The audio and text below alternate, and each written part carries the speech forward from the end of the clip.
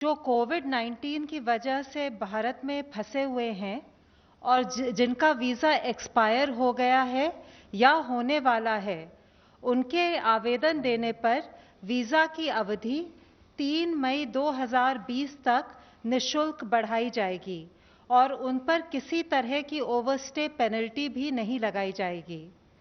अगर विदेशी नागरिकों को ओवरस्टे की वजह से एग्जिट परमिट की आवश्यकता है तो वे 3 मई 2020 तक आवेदन दे सकते हैं।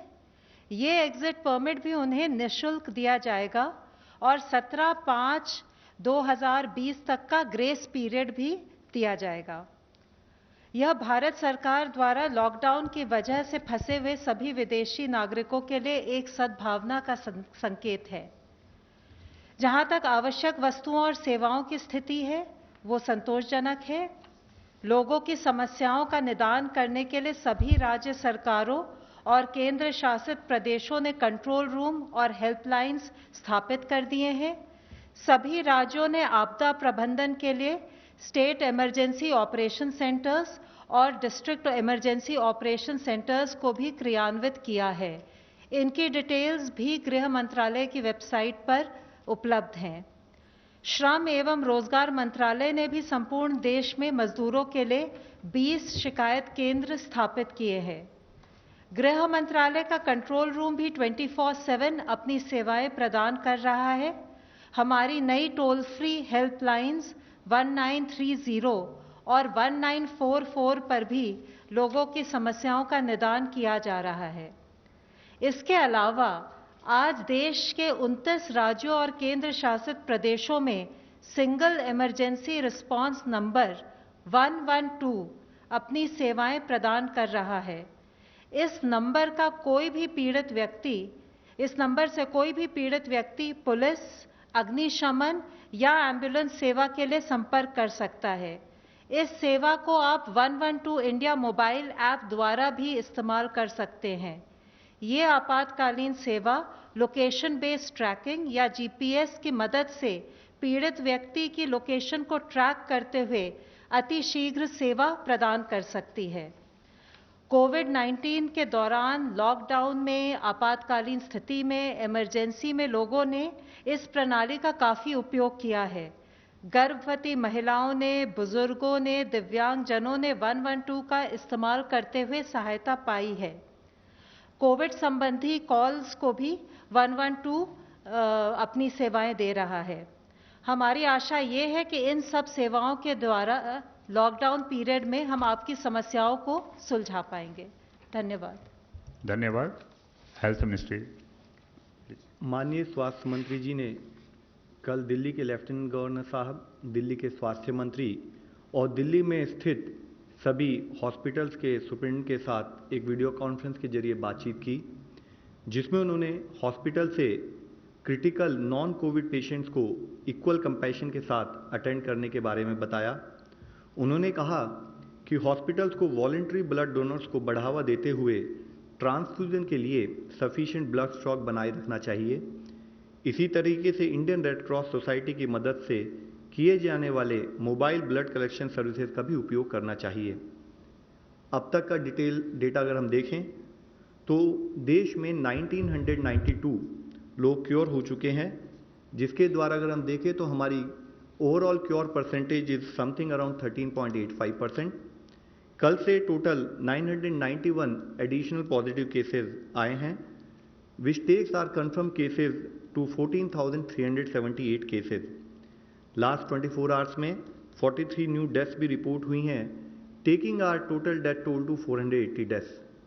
आज मैं आप लोगों की दृष्टि में लाना चाहूँगा कि स्टेट लेवल पर, डिस्ट्रिक्ट लेवल पर किए हुए कार्यों के द्वारा हमें अच्छे रिजल्ट्स भी काफ़ी हद तक मिलने लगे हैं, जिसके तहत 23 राज्यों में 47 जिलों में हमने एक पॉजिटिव ट्रेंड नोट किया है, जिसमें कि इससे पहले मैंने बताया कि माहे इन पुडुचेरी, उसके साथ साथ कोडगु इन कर्नाटका में भी पिछले 28 दिनों से एक पॉजिटिव केस नहीं आया है। ये वह डिस्ट्रिक्ट थे जहां पर इससे पहले पॉजिटिव केस आए थे।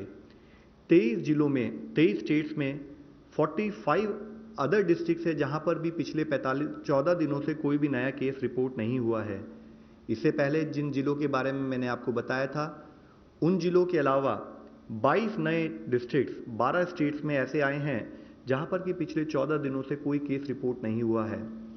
मैं आप लोगों की दृष्टि में लाना चाहूँगा, इन जिलों में है बिहार से लखीसराय, गोपालगंज और भागलपुर, उदयपुर और धौलपुर राजस्थान से, पुलवामा जम्मू कश्मीर में, तोबल इन मणिपुर, चित्रदुर्गा कर्नाटका में, होशियारपुर पंजाब में, रोहतक और चरखी दादरी हरियाणा में, लोहित अरुणाचल प्रदेश में, भरदक पुरी उड़ीसा में, करीमगंज, गोलाघाट, कामरूप रूरल, नालबारी और साउथ सलमारा असम से, जलपाईगुड़ी और कलिम्पोंग वेस्ट बंगाल से, विशाखापट्टनम आंध्र प्रदेश से। अगर इसी तरीके से जिला स्थाई पर कंटेनमेंट स्ट्रैटेजी और लॉकडाउन पर हम काम करते रहें तो हमें लगता है कि हमें इसी तरह के पॉजिटिव रिजल्ट्स आते रहेंगे। इससे लिंक्ड फैक्ट है कि 3 ऐसे जिले जिसमें पहले 14 दिन तक केस नहीं आए थे, वहाँ पर पॉजिटिव केस भी रिपोर्ट हुए हैं। वह है पटना बिहार में, नादिया वेस्ट बंगाल में और पानीपत इन हरियाणा, जहाँ पर कि कुछ पॉजिटिव केस आए हैं। यह पॉइंट मैं आप लोगों की दृष्टि में इसलिए लाना चाहता हूँ कि यह एक लड़ाई है, यह एक बैटल है जिसमें हमें day to day continued vigil पे रहना पड़ेगा, तभी हम इस लड़ाई से जीत सकते हैं। डेथ का जो डिटेल्स आई थी, अगर हम उसको एनालाइज करें तो हमने देखा है कि हमारे देश में मॉर्टेलिटी करीब 3.3% पाई गई है, जिसमें अगर एज वाइज एनालिसिस करें तो पाते हैं कि 0 to 45 ईयर्स एज ग्रुप में 14.4% ऑफ पीपल वहाँ पर डेथ नोट की गई है, 45 to 60% में 10.3%, 60 to 75 में 33.1% और 75 ईयर्स एंड अबव में 42.2%। तो यानी कि हम देखते हैं कि 75.3% केसेस जो हैं वह 60 प्लस उम्र के लोगों में डेथ नोट की गई है। इसी तरीके से कोमॉर्बिड कंडीशंस के बेसिस पे एनालाइज करें तो हम देखते हैं कि 83% केसेस में कोमॉर्बिडिटीज भी पाई गई हैं। यह मैं आप लोगों की दृष्टि में इसलिए लाना चाहता हूं क्योंकि इससे पता लगता है कि एल्डरली पीपल और पीपल विद कोमॉर्बिडिटीज वह हाई रिस्क केसेस में आते हैं। आज लॉकडाउन और सोशल डिस्टेंसिंग के बारे में जब हम बात करते हैं तो हर आदमी को सोशल डिस्टेंसिंग को फॉलो करना है, क्योंकि उसके घर में अगर कोई बुजुर्ग भी हैं तो उसके द्वारा उनको भी इन्फेक्शन पास होने का खतरा हो सकता है। इसके साथ ही जैसे मैंने आपको बताया कि 14,378 पॉजिटिव केसेस जो आए हैं उसमें से 4,291 लगभग 29.8% केसेस निजामुद्दीन मरकज क्लस्टर से सिंगल सोर्स से संबंधित पाए गए हैं, जिससे 23 स्टेट्स और यूनियन टेरिटरी से इससे रिलेटेड केसेस पाए गए। मुख्यतः तमिलनाडु, दिल्ली, तेलंगाना, उत्तर प्रदेश और आंध्र प्रदेश जैसी हाई डिजीज बर्डन स्टेट्स में, जो कि top 10 states in terms of case loads हैं, वहाँ पर इस पर्टिकुलर इंसिडेंट से रिलेटेड केसेस पाए गए हैं। तमिलनाडु में 84% केसेस, दिल्ली में 63% केसेस, तेलंगाना में 79% केसेस, यूपी में 59% केसेस और आंध्र प्रदेश में 61% केसेस इस इवेंट से लिंक नोट किए गए हैं। इसके साथ ही मैं आप लोगों की दृष्टि में लाना चाहूँगा कि कुछ कम केसेस रिपोर्ट होने वाले राज्यों में भी इस इवेंट से रिलेटेड केसेस ने कंट्रीब्यूट किया। जैसे कि अरुणाचल प्रदेश में जो एक मामला आया है वह इस इवेंट से रिलेटेड है। असम में 35 केसेस में से 32 केसेस यानी कि 91% केसेस, अंडमान निकोबार में 12 में से 10 केसेस यानी कि 83% केसेस का सेम लिंक पाया गया। इस इवेंट को मैं आप लोगों की दृष्टि में इसलिए लाना चाहता हूं कि सरकार की सलाह के अनुसार लॉकडाउन और सोशल डिस्टेंसिंग अगर कोई एक भी व्यक्ति पालन नहीं करता है, उसके पालन ना करने से देश के लिए कॉन्सिक्वेंसेस होते हैं।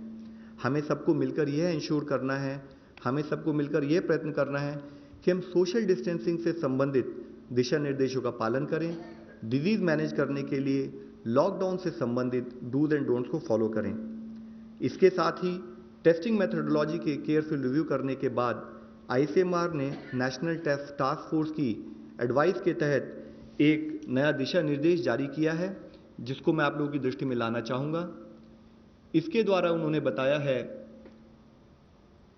कि मुख्यतः जैसे आप लोग इस प्रेजेंटेशन के थ्रू देख सकते हैं कि real time PCR test is actually the gold standard frontline test for कोविड-19। ये पॉइंट इसलिए बताना जरूरी समझता हूं कि हम सबको डिफरेंस पता होना चाहिए कि real time PCR test versus antibody test के क्या क्या रोल और क्या क्या लिमिटेशंस हैं। तो इसमें मैं बताना चाहूँगा कि रियल टाइम पीसीआर टेस्ट को ही हम कंफर्मेशन टेस्ट के रूप में मानते हैं। जो रैपिड एंटीबॉडी टेस्ट है वह इस टेस्ट को रिप्लेस नहीं करता, और रैपिड एंटीबॉडी टेस्ट का प्राइमरी पर्पस है कि वो prevalence of disease in a particular area के बारे में दर्शाता है, और इसकी यूटिलिटी जैसे कि इससे पहले भी अवगत किया गया है कि एंटीबॉडीज बनने में करीब मिनिमम 7 दिन लग सकते हैं बॉडी में। तो इसकी यूटिलिटी, अगर कोई आदमी इन्फेक्टेड है तो 7 दिन के बाद ही उसके सिम्टम्स आ सकते हैं, तो उसके बाद ही इसकी कोई हमें क्लैरिटी या कोई आउटपुट मिलता है।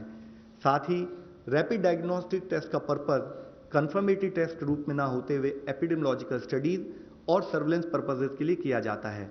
इस रैपिड एंटीबॉडी टेस्ट को भी जब किया जाए तो प्रॉपर मेडिकल सुपरविजन के तहत किया जाए, और साथ ही हमने ये बताया कि इस रैपिड एंटीबॉडी टेस्ट को हॉटस्पॉट में यूज़ करना है।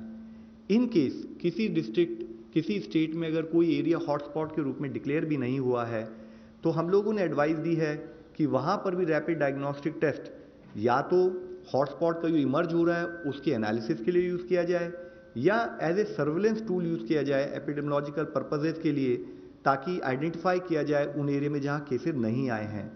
इसके साथ ही एक बहुत मुख्य इशू यह है कि रैपिड डायग्नोस्टिक टेस्ट वो सर्वेलेंस पर्पस से और एपिडेमियोलॉजिकल पर्पस से जो डेटा हमारे सामने प्रस्तुत करता है, उसके तहत अगर हमारे को कोई पॉजिटिव केस मिले तो उससे रिलेटेड हमें कॉन्टैक्ट ट्रेसिंग और फॉलोअप के लिए ज़रूरी है कि वह टेस्ट की डिटेल भी ऑनलाइन पद्धति से स्टेट लेवल पर, डिस्ट्रिक्ट लेवल पर और साथ ही नेशनल लेवल पर पहुँचे, जिसके तहत हमने आदेश ये दिए हैं कि जो भी रैपिड डायग्नोस्टिक टेस्ट करें वह भी covid19cc.nic.in/ICMR इस पोर्टल पर अपने आप को रजिस्टर करके उसके बाद ही इन टेस्ट का इस्तेमाल करें, ताकि इसके द्वारा मिली हुई इंफॉर्मेशन को हम इस्तेमाल कर सकें।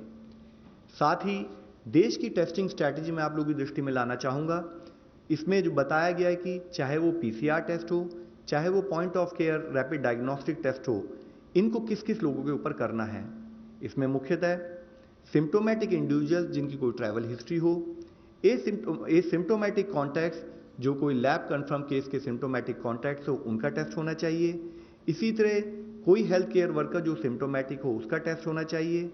साथ ही कोई सीवियर एक्यूट रेस्पिरेटरी इलनेस से अगर कोई पेशेंट हो जो किसी फैसिलिटी में जाता है, उसको अगर कोई फीवर, कफ या शॉर्टनेस ऑफ ब्रेथ हो उसकी टेस्टिंग होनी चाहिए।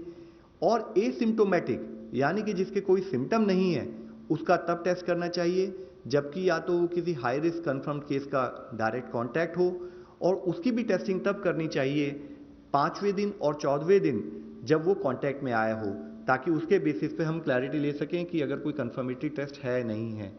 इसके साथ ही अगर एक एल्गोरिथम के रूप में हम देखें कि एडिशनल अगर कोई हॉटस्पॉट एरिया में हम कोई टेस्टिंग करते हैं, तो हमारा प्रयत्न ये होगा कि हॉटस्पॉट एरिया में भी जो किसी की अगर फीवर, कोल्ड और कफ के सिम्टम्स हों, तो अगर 7 दिन से पहले अगर उस आदमी को ऐसे सिम्टम हों तो हम RT-PCR टेस्ट के द्वारा उसको आइडेंटिफाई करें। अगर पॉजिटिव है तो उसे कंफर्म केस मानकर एक्शन प्लान के तहत कार्य करें, नेगेटिव है तो भी उसे ससेप्टेबल मान के हम उसको मॉनिटर करें। इसी के साथ ही अगर कोई केस जिसको ये सिम्टम है फीवर, कफ और कोल्ड के, तो अगर उसको 7 दिन से ज़्यादा हो चुके हैं इन सिम्टम्स के साथ, तब हम उस केस में रैपिड एंटीबॉडी टेस्ट का इस्तेमाल कर सकते हैं। और अगर वो पॉजिटिव आए तो उसको क्वारंटाइन रखें और साथ में उससे रिलेटेड कॉन्टैक्ट ट्रेसिंग का कार्य शुरू करें। इसके साथ ही अगर वो नेगेटिव आए तो क्योंकि इससे 100% कन्फर्मेशन उस टाइम तक नहीं मिला, तो भी इसको 14 दिन यानी कि 7+7 उस दिनों तक मॉनिटर करें। और अगर कोई क्लिनिकल सस्पिशन हो, क्लिनिशियन के लेवल पर एनालिसिस करके जरूरत पड़े तो पीसीआर टेस्ट भी करें। साथ ही जैसे हमने कल डिस्कस किया था, आज जो भी हमारे रिजल्ट आ रहे हैं उनके पीछे मुख्यतः फील्ड लेवल पर जो हमारे कोविड के जो योद्धा हैं, कोविड के जो कंसर्न एम्प्लॉयज़ हैं जो मिलके काम कर रहे हैं, उसी का रिजल्ट हम लोग देख पा रहे हैं। इससे पहले हम लोगों ने आगरा और दिल्ली और एम्स वगैरह के बारे में बात की थी कि कैसे कोविड डेडिकेटेड हॉस्पिटल बनाए जा रहे हैं। आज मैं आप लोगों की दृष्टि में लाना चाहूँगा कि कैसे केरला का एक जिला कासरगोड में इस तरीके से कंटिन्यूड एफर्ट करते हुए जो हमारी क्लस्टर कंटेनमेंट स्ट्रैटेजीज़ हैं उनको इस्तेमाल करते हुए कैसे अच्छे रिजल्ट हमें दिखाई दे रहे हैं। उसके तहत अगर आप देखें तो इस जिले में 168 टोटल पॉजिटिव केसेस आए, जिसमें से 113 केस 113 केस ऑलरेडी क्योर हो चुके हैं। और सबसे पॉजिटिव बात है, क्लिनिकल मैनेजमेंट पर फोकस करते हुए जिले में एक भी डेथ रिपोर्ट नहीं हुई है। आज 55 एक्टिव केसेस है जिनको भी प्रॉपरली क्लिनिकली मॉनिटर किया जा रहा है। साथ ही अगर आप देखें इन टर्म्स ऑफ इसके क्या चैलेंजेस थे जिले के, तो वहां पर अब्रॉड पॉपुलेशन अराउंड 15.38% थी। थर्ड केस जो इंडिया में रिपोर्ट हुआ उसकी चाइना से ट्रैवल हिस्ट्री थी, उसको जिले में कंटेन किया गया, मॉनिटर किया गया। सेकेंड वेव जब 16 मार्च से वेस्ट एशिया से जो इस जिले के रहने वाले लोग लौटे, तो उसकी वजह से सडन स्पर्ट इन केसेस वहां पर नोट किया गया। काफ़ी चैलेंजेस थे। चैलेंजेस के रूप में देखें तो एक बॉर्डर डिस्ट्रिक्ट था, स्टेट कैपिटल से दूर था, जोग्राफिकली डिस्टेंट था मेजर टाउन से। साथ में इतने सारे लोग एन मास जब लौटे विदेशों से जो एक्सपैट्रिएट, तो वो किसी एयरपोर्ट पर आए, किसी एयरपोर्ट से डिफरेंट मेथोडोलॉजी से ट्रैवल करके रेल से रोड से वो जिले में पहुंचे, तो उससे संबंधित कॉन्टैक्ट ट्रेसिंग उन सब केसेस में एक बहुत बड़ा चैलेंज भी था। इसके साथ ही अगर हम देखें कि क्या स्ट्रैटेजिक अप्रोच जिले ने ली, तो सबसे पहले स्टेट गवर्नमेंट की तरफ से एक सीनियर ऑफिसर को वहां पर स्पेशल ऑफिसर के रूप में अपॉइंट किया गया, ताकि वो जिला एडमिनिस्ट्रेशन के साथ जिले के जितने भी विभिन्न अंग हैं उनको कोऑर्डिनेट करके उनके साथ काम कर सके। उन्होंने लैब के ऊपर फोकस किया, उन्होंने हॉस्पिटल बनाने पर फोकस किया, और उसके रूप में देखें तो जैसे कि हमारा क्लस्टर कंटेनमेंट स्ट्रैटेजी है, तो उन्होंने उससे संबंधित इंसिडेंट कमांडर्स बनाए, होम क्वारंटाइन किया उन लोगों को जिनकी ट्रैवल हिस्ट्री थी। साथ ही एक सोशल डिस्टेंसिंग के ऊपर एक आईसी कैंपेन जिले में लॉन्च की गई, जिसको ब्रेक द चेन नाम दिया गया। सारे जितने भी हमारे क्लस्टर के रेड कलर में जो हमने कंटेनमेंट जोन बनाई उनको आइडेंटिफाई किया गया। ड्रोन का इस्तेमाल किया गया टेक्नोलॉजी के रूप में, 7 ड्रोन को एम्प्लॉय करके सर्वेलेंस के लिए यूज़ किया गया। और जितने भी होम क्वारंटाइन के केसेस थे उनको जियो स्पेशल मेथोडोलॉजी की तरह से ट्रैक कर दिया गया, ताकि लोग होम क्वारंटाइन को फॉलो कर रहे हैं नहीं कर रहे हैं। इन सब चीज़ों को करते हुए इसेंशियल कमोडिटीज़ की किसी भी तरह से कमी ना हो, उसके ऊपर भी जिला लेवल पर फोकस किया गया। इसके साथ ही अगर आप देखें तो जितने हमारे पॉजिटिव केसेस आए उससे संबंधित 17,373 जो प्राइमरी और सेकेंडरी कॉन्टैक्ट थे उनको ट्रेस किया गया, उनको क्वारंटाइन किया गया। डेली सैंपल्स पर फोकस किया गया, टेस्टिंग लैब स्टार्ट की गई, कोविड केयर सेंटर बनाए गए जिसमें 709 बेड थे, और साथ ही जितने भी प्राइमरी सेकेंडरी और हाई रिस्क कॉन्टैक्ट थे उनको आइसोलेशन सेंटर्स में ले जाकर उनको प्रॉपर्ली मॉनिटर किया गया। एक हॉस्पिटल को 200 बेड के हॉस्पिटल को वहां पर हमने ऑपरेशनलाइज किया 4 दिन के अंदर, और एक आईसीयू फैसिलिटी भी बनाई।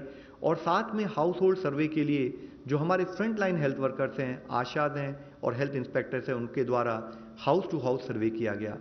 एक केयर फॉर कासरगोड इनिशिएटिव के नाम पर सोशल वेलफेयर रिलेटेड एक्टिविटीज़, उसमें कोई दिक्कत ना हो उसके ऊपर भी कार्य किया गया। फ्री फूड किट्स प्रोवाइड की गई पुअर और माइग्रेंट वर्कर्स को। ब्लैक मार्केटिंग, होर्डिंग और प्राइस राइज को मॉनिटर किया गया। साथ में शेल्टर होम और कम्युनिटी किचन्स के द्वारा वहां पर इंश्योर किया गया जो पुअर और डेस्टिट्यूट हैं उनको किसी तरह की परेशानी का सामना ना करना पड़े। इसके साथ ही हेल्थ चेकअप किया गया जितने भी माइग्रेंट और डेस्टिट्यूट से ऑल्टरनेट डे, ताकि उनकी हेल्थ को भी मॉनिटर किया जा सके।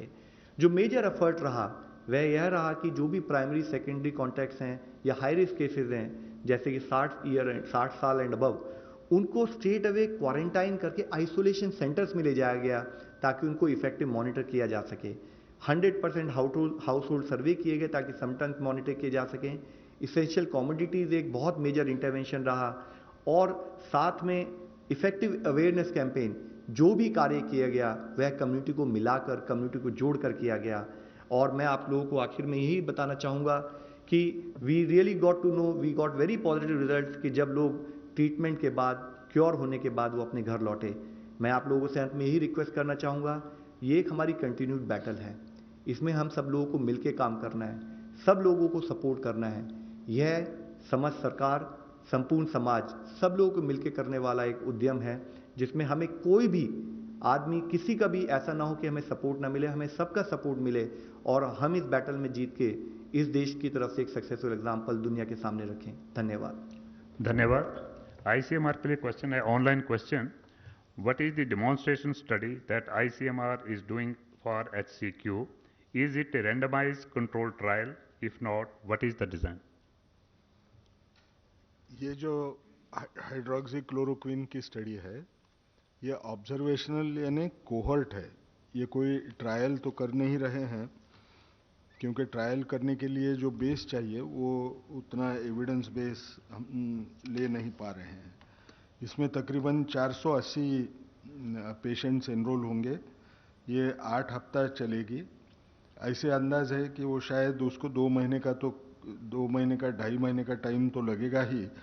और एक हमको समझना चाहिए, ये लॉकडाउन का पीरियड है, वो काम करना भी उतना ही हमारे लिए कठिन जा सकता है। ये करते वक्त हमने ये समझ के दूसरी एक स्टडी लॉन्च की कि जिसमें जो लोग, जब पता चला हाइड्रोक्सीक्लोरोक्विन का एक स्टडी होने वाला है, तो कुछ लोगों ने, हेल्थ केयर वर्कर्स ने हाइड्रोक्सीक्लोरोक्विन लेना शुरू कर दिया। तो उनमें साइड इफ़ेक्ट्स क्या हैं, उसका भी पता करने के लिए एक स्टडी लॉन्च की गई। वो जो स्टडी है, इसमें ये पता चलता है कि एवरेज एज वो लोगों का 35 साल था। और ये 35 साल की उम्र वाले जो लोग हैं, इनमें सबसे ज़्यादा कोई लक्षण दिखाई दिया तो वो था एब्डोमिनल पेन, जो उन्होंने रिपोर्ट किया है। 10% लोगों को एब्डोमिनल पेन हुआ, तकरीबन 6% लोगों को नौशिया यानी उल्टी होने का महसूस हुआ उनको। बाकी जो थे वो कम प्रोपोर्शन में मिले। जैसे कुछ लोगों को हाइपोग्लाइसीमिया हुआ, वो तकरीबन 1.3% लोग थे।